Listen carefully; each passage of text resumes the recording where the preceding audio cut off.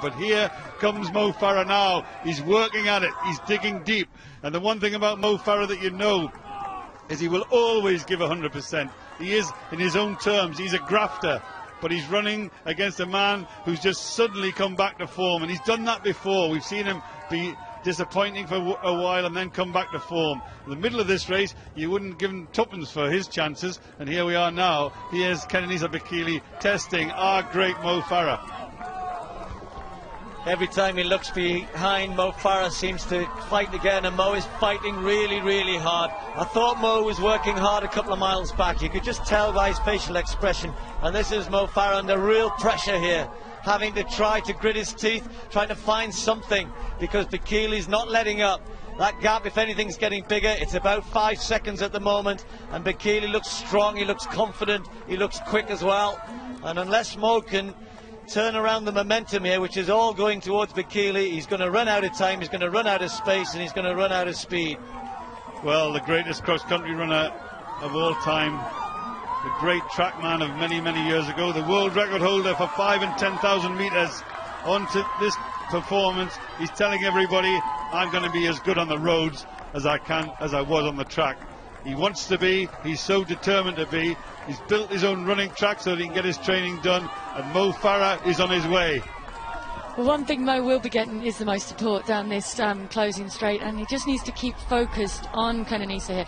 He's giving the odd glance over his shoulder, which I don't know is a sign of weakness or a sign of, have you got any more? Because I've still got a little bit more left if you have. And we'll see that as we get in. I don't think that gap is closing any.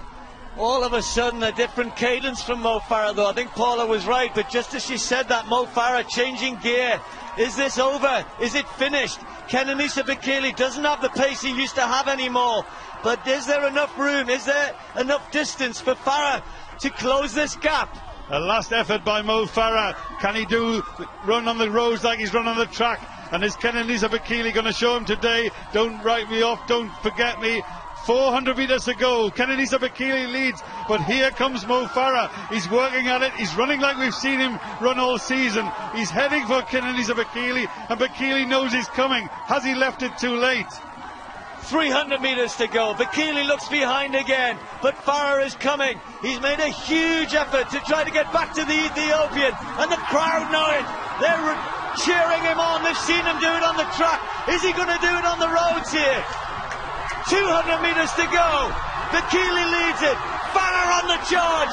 A great duel here between two great champions. Bekele gritting his teeth, but Farah is coming. It's relentless from Farah. He wants to win this. He's digging deep. Bekele goes again, but Farah fighting hard. The two of them now, almost side by side. He's got to make one more effort to try and get there, but Bekele's going to haul him off. Kenenisa bekele, a great race and a great win from a great champion. The Bupa Great North Run goes to Bekele. Mo Farah has to settle for second place in one of the greatest finishes that we've ever seen in this race. Just for a moment, it looked as though he might do it. Just for a little while, it looked as though his track speed might pay off, and the two younger men pulled away in the latter stages from perhaps the greatest of all time, Haile Selassie, and he might not know who won this. Well, now he does. Your sermons congratulating them, and just as a little bit of a consolation, Mark Butler tells me that's a world record for over 40-year-olds in a